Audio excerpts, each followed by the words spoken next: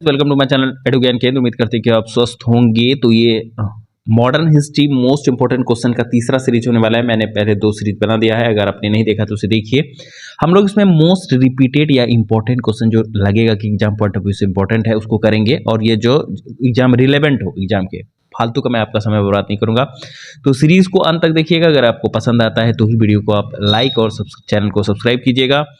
Description में आपको Telegram channel का लिंक मिलेगा, उससे जरूर से ज्वाइन हो जाइएगा, क्योंकि वहीं पे आपको एग्जाम रिलेटेड सारे पीडीएफ और इन्फॉर्मेशन दिए जाएंगे। तो चलिए शुरू करते हैं। आज का पहला क्वेश्चन हम लोग 88 नंबर का लेंगे। कह रहा है, निम्नलिखित में से कौन आत्मीय सभा के संस्थापक थे। आप जब भी सभा और संस्थापक पढ़ेंगे तो आपका 2 काम है। पहला कि आप देखेंगे कि सभा के कोई भी सभा जो आप रट रहे हैं उसके संस्थापक कौन हैं। दूसरा आप देखेंगे कि उसकी स्थापना किस वर्ष हुई थी, क्योंकि बीपीएससी आजकल वर्ष भी पूछ रहा है और डेट के साथ पूछ रहा है कि 15 अगस्त को, 16 अगस्त को, 17 अगस्त 1985, 1987। तो इस तरह से आपको तैयारी करते हुए जाना है और औरों से अलग करना है एग्जाम में। तो चलिए देखते हैं कि आत्मीय सभा के संस्थापक कौन थे। पहला ऑप्शन है राजा राम मोहन राय, दूसरा है स्वामी दयानंद सरस्वती, तीसरा है स्वामी विवेकानंद और डी है अरविंद घोष। तो आपको पता होगा कि आत्मीय सभा के संस्थापक कौन है, राजा राम मोहन राय हैं। और राजा राम मोहन राय ने इस स्थापना कब की थी, तो 1815 ईस्वी में की थी। आपको याद होगा कि राजा राम मोहन राय ने आत्मीय सभा की स्थापना कब की थी, 1815 ईस्वी में की थी। ब्रह्म समाज की स्थापना हुई थी। कह रहा है कि ब्रह्म समाज की स्थापना कब हुई थी, 1817 में, 1829 में, 1831 में या 1843 में। आपको पता होगा कि ब्रह्म समाज की स्थापना कब हुई थी, तो 1828 ईस्वी में हुई थी। और किसके द्वारा हुई थी, तो राजा राम मोहन राय के द्वारा। देखिए यहाँ पे क्या कह रहा है, राजा राम मोहन राय ने 20 अगस्त 1828 ईस्वी को ब्रह्म समाज के नाम से एक नए समाज की क्या की स्थापना की। आप यहाँ पे देख सकते हैं कि नए समाज की स्थापना कब की थी, 20 अगस्त 1828। तो हम आपको यही बोलने वाले थे कि आप जब रटेंगे तो किस तरह से रटेंगे कि 20 अगस्त 1828 को ब्रह्म समाज की स्थापना हुई थी। ठीक है, क्योंकि बीपीएससी जो एग्जाम में आप आजकल पूछ रहा है तो वो इस तरह का नहीं दे रहा है कि 1828, 1829, आजकल ये वाला भी दे रहा है, 20 अगस्त भी दे रहा है। तो आप कोशिश कीजिएगा कि आप इस तरह याद करें कि 20 अगस्त 1828 ईस्वी को ब्रह्म समाज की स्थापना राजा राम मोहन राय द्वारा की गई। तो चलिए आगे हम लोग बढ़ते हैं। अगला क्वेश्चन 90 नंबर है।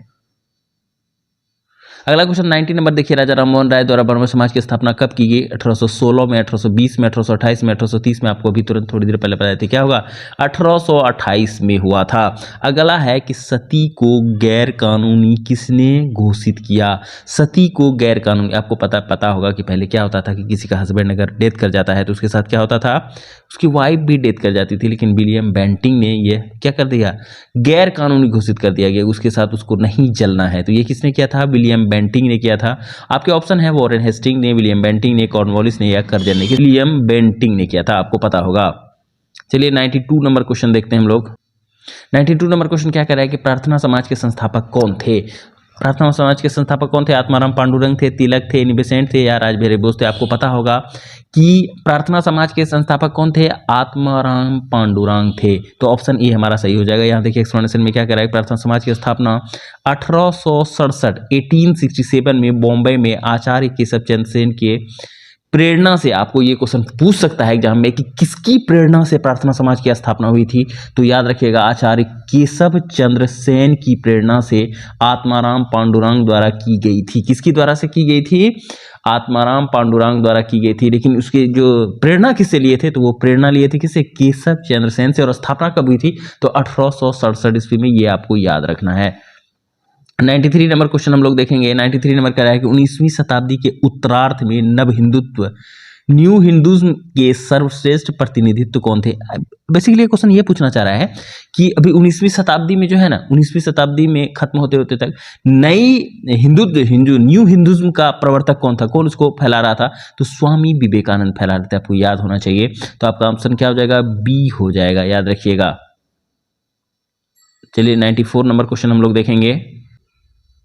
देखिए 94 नंबर क्वेश्चन क्या कह रहा है कि इनमें से किसने 1893 में शिकागो में आयोजित धर्म संसद में भाग लिया था। आपको हम ये क्वेश्चन कई बार जब लूसेंट पढ़ा रहे थे तो हम बताए थे कि ये वाला डेट जो है ना, सेव द डेट 1893 वाला जो डेट है, इसको आपको आराम से सेव कर लेना है, क्योंकि इसमें क्या हुआ, बहुत सारी महत्वपूर्ण घटनाएं हुई थी। और वो सब घटनाएं क्या थी वो हम आपको क्या कह चुके हैं, पहले ही बता चुके हैं। तो कहाँ पे कौन दिए थे भाषण, आपको भी पता होगा कि कौन दिए थे, स्वामी विवेकानंद जी दिए थे। किसने दिया था, तो स्वामी विवेकानंद ने दिया था, आपको पता होगा। ठीक है, आगे देखिए क्या कह रहा है। आगे का क्वेश्चन है कि स्वामी विवेकानंद ने रामकृष्ण मिशन की स्थापना किस वर्ष की। स्वामी विवेकानंद ने रामकृष्ण मिशन की स्थापना किस वर्ष की थी, तो 1897 में की थी। याद रखिएगा कि 1897 में स्वामी विवेकानंद ने क्या किया था, रामकृष्ण मिशन की स्थापना की थी। चलिए 96 नंबर क्वेश्चन हम लोग देखते हैं। 96 नंबर क्वेश्चन क्या कह रहा है, देखिए 96 नंबर क्वेश्चन कह रहा है कि दयानंद सरस्वती द्वारा स्थापित है। दयानंद सरस्वती द्वारा क्या स्थापित है, कहने का मतलब है कि दयानंद सरस्वती किसकी स्थापना किए थे, ब्रह्म समाज की नहीं किए थे, हमको पता है, प्रार्थना समाज भी नहीं किए थे, बहुजन नहीं, कौन किए थे, तो आर्य समाज की स्थापना किए थे। कौन किए थे, दयानंद सरस्वती। ठीक है, दयानंद सरस्वती देखिए यहाँ पे कह रहा है एक्सप्लेनेशन में, दयानंद सरस्वती ने 1875 में मुंबई में आर्य समाज की स्थापना की। दयानंद सरस्वती ने कब की थी, 1875 में। आपसे पूछेगा कि आर्य समाज की स्थापना किसने की, तो दयानंद सरस्वती ने कब की, तो 1875 में की। और कहां पे की, तो मुंबई में की। ये बात याद रखिएगा। तो आगे बढ़ेंगे हम लोग 97 नंबर क्वेश्चन की ओर और देखेंगे कि 97 नंबर क्वेश्चन आखिर कह क्या रहा है। देखिए 97 नंबर क्वेश्चन क्या कह रहा है कि किसने 1873 ईस्वी में सत्यशोधक समाज की स्थापना की। सत्यशोधक समाज की स्थापना किसने की थी 1873 ईस्वी में, तो आपको पता होगा कि किसने की थी, ज्योतिबा फूले ने की थी। एक्सप्लेनेशन देखिए, 1873 ईस्वी में सत्यशोधक समाज की स्थापना ज्योतिबा फूले ने की थी। इनका जन्म 1827 ईस्वी में एक माली के घर हुआ था। ये इंपॉर्टेंट है, ये क्वेश्चन कभी कभी पूछ देता है कि माली के घर इनमें से किसका जन्म हुआ था, तो याद रखिएगा ज्योतिबा फूले का 1827 ईस्वी में एक माली के घर में जन्म हुआ था। और सत्यशोधक समाज की स्थापना ज्योतिबा फूले ने कब की थी, तो 1873 ईस्वी में की थी। ये बात भी आपको याद रखना है। देखिए आगे क्या कह रहा है, देखिए आगे कह रहा है कि सत्यशोधक समाज की स्थापना किसने की थी। देखिए रिपीटेड क्वेश्चन, इसलिए हम बोले कि वो क्वेश्चन करवाएंगे जो बार बार रिपीट होगा। तो सत्यशोधक समाज की स्थापना किसने की थी, ज्योतिबा फूले ने की थी। ठीक है, और कब की थी ये आप ऊपर देख चुके हैं। थियोसोफिकल सोसाइटी की स्थापना, ये काफी इंपॉर्टेंट है, एक दो बार रिपीट हो चुका है तो ध्यान में रखिएगा।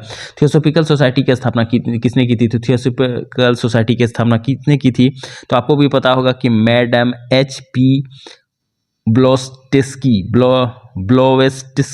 पता नहीं हिंदी अजीब ही लिखता है लोग, तो ये आप याद रखिएगा किसने की थी, क्वेश्चन नंबर 1 ब्लोवेस्टिस्की ने की थी। ठीक है, 100 नंबर क्वेश्चन कह रहा है कि भारतीय राष्ट्रीय कांग्रेस की प्रथम महिला अध्यक्ष। देखिए बहुत इंपॉर्टेंट क्वेश्चन है, बहुत इंपॉर्टेंट, एकदम ध्यान से आप देखिए कि भारतीय राष्ट्रीय कांग्रेस की पहली महिला अध्यक्ष कौन थी। भारतीय राष्ट्रीय कांग्रेस की पहली महिला अध्यक्ष कौन थी, पहली महिला अध्यक्ष अगर आपसे पूछेगा तो कौन हो जाएगा, एनी बेसेंट हो जाएगा। याद रखिएगा कौन होगा, एनी बेसेंट हो जाएगा। ठीक है, पहली भारतीय महिला अगर पूछता तो कौन होता, आप कमेंट में मुझे ये अब बताएंगे कि पहली भारतीय महिला पूछता तो फिर कौन सा होता। तो 101 नंबर क्वेश्चन देखिए क्या कह रहा है कि भारतीय राष्ट्रीय कांग्रेस की प्रथम महिला अध्यक्ष, वही क्वेश्चन फिर रिपीट हुआ, इसलिए हम कह रहे हैं कि जो रिपीटेड है, जो इंपॉर्टेंट है, वही आपको करवा रहे हैं, टेंशन फ्री होकर करिए। तो कौन होगा भारतीय राष्ट्रीय कांग्रेस की पहली महिला अध्यक्ष, कौन होंगी, तो एनी बेसेंट होगी। याद रखिएगा कौन होंगी, एनी बेसेंट होगी। 102 नंबर क्या कह रहा है कि भारत में नारी आंदोलन इनकी प्रेरणा से प्रारंभ हुआ। किनकी प्रेरणा से भारत में नारी आंदोलन शुरू हुआ, तो वो कौन थे, ज्योतिबा फूले थे। आपको पता होगा कि नारी की सम्मान के लिए ज्योतिबा फूले जो है बहुत सारे कार्य किए थे। आगे हम लोग 103 नंबर क्वेश्चन देखेंगे। ये अब हम लोग 103 नंबर क्वेश्चन देखेंगे, काफी इंपॉर्टेंट क्वेश्चन है। इस तरह का क्वेश्चन आएगा तो आप हो सकता है कि वहां कंफ्यूज हो जाए। तो देखिए क्या कह रहा है कि प्रार्थना समाज, यंग इंडिया, लोकहितवादी, सत्यशोधक समाज, रहनुमाई मज देवसन सभा, निम्नलिखित विकल्पों में सही संयोजन कीजिए। मतलब किसका किसका कौन सा संस्थापक है। तो देखिए प्रार्थना समाज, यंग इंडिया, लोकहितवादी, हो सकता है कि इसमें आप कुछ जानते हो कुछ नहीं जानते हो, लेकिन प्रार्थना समाज अभी हम थोड़ी देर पहले आपको बताए थे पांडुरंग जी हैं। तो आत्माराम पांडुरंग पहला तो होगा नहीं, यहाँ गोपाल हरि देशमुख, ये मेरा ऑप्शन कट गया। डी दादा भाई नौरोजी, ये भी कट गया। तो बी में आत्माराम पांडुरंग है और सी में आत्माराम पांडुरंग है। ठीक है, तो हम देखेंगे कि आत्माराम पांडुरंग मिल गया बी में। अब दूसरा यंग इंडिया, यंग इंडिया कौन थे, महात्मा गांधी थे, मोहनदास करमचंद गांधी। दूसरा बार के हम निकल जाएंगे। चलिए देखते हैं कि आंसर दूसरा है या नहीं है। 103 का बी, आप यहां देख सकते हैं कि 103 का क्या है, यहाँ पे बी दिया हुआ। अब हम लोग बढ़ेंगे 104 की ओर। 104 में क्या कर रहा है, नाई धोबी बंद सामाजिक बाइकआउट एक स्वतंत्र था। ये उतना ज्यादा इंपॉर्टेंट नहीं है, तो आगे बढ़ेंगे हम लोग 2007 में देखेंगे कि 105 वाला क्वेश्चन क्या कह रहा है। देखिए पंजाब भूमि हस्तांतरण अधिनियम कब पारित किया गया, ये थोड़ा लेटेस्ट है। देखिए ये 2017 का इसलिए कर लेते हैं कि पंजाब भूमि हस्तांतरण, ये याद रखिएगा कब हुआ था, ये 1900 ईस्वी को हुआ था। कब हुआ था? 1900 ईस्वी को हुआ था। देखिए क्या करा है, पंजाब भूमि हस्तांतरण अधिनियम 1900 ईस्वी में पारित किया गया था। पंजाब कब क्या पारित किया गया था? 1900 ईस्वी में पारित किया गया था। अगला 106 नंबर क्वेश्चन हम लोग देखेंगे कि 106 नंबर में क्या कह रहा है। 106 नंबर में कह रहा है कि अवध में एका आंदोलन का उद्देश्य क्या था? अवध में एका आंदोलन का उद्देश्य क्या था? पहला है सरकार को लगान देना बंद करना, जमींदारों के अधिकारों की रक्षा करना, सत्याग्रह की समाप्ति, या लगान का नगद परिवर्तन। तो क्या हो जाएगा? लगान का नगद परिवर्तन। याद रखिएगा। क्वेश्चन नंबर 107, ये भी कोई खास इंपॉर्टेंट नहीं है। आगे हम लोग 108 और 109 देख लेते हैं, ये थोड़ा लेटेस्ट है।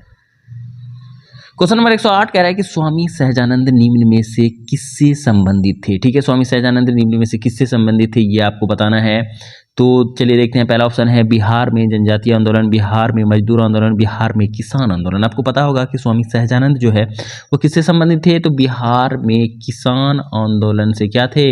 संबंधित थे। अगला देखेंगे हम लोग, इनमें से कौन बिहार में किसान आंदोलन के साथ जुड़े थे? कौन थे? राजेंद्र प्रसाद थे, सी.आर. दास थे, मोतीलाल नेहरू थे, या भगत सिंह थे? तो कौन थे? राजेंद्र प्रसाद थे। ये बात याद रखिएगा आप। ठीक है, क्वेश्चन नंबर 110 की ओर बढ़ेंगे हम लोग। 110 शायद से इधर है।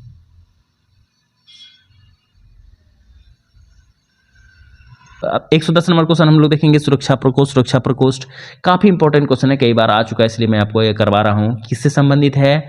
आपको बताना है कि ये नीति किससे संबंधित है। तो पहला ऑप्शन है वॉरेन हेस्टिंग, दूसरा है लॉर्ड डलहौजी से, तीसरा हेनरी लॉरेंस से, और चौथा हेस्टिंग से। तो आपको भी पता है किससे है ये? वॉरेन हेस्टिंग से संबंधित है। तो आज का वीडियो हम लोग यहीं रखेंगे। उम्मीद करते हैं कि वीडियो आपको हेल्पफुल लगा होगा, पसंद आया होगा। और आपको ये वीडियो कैसा लगा? पहली बार मैं इस तरह का वीडियो एडिट कर रहा हूँ, आप कमेंट बॉक्स में जरूर बताइएगा। मिलते हैं नेक्स्ट वीडियो में, तब तक के लिए जय हिंद।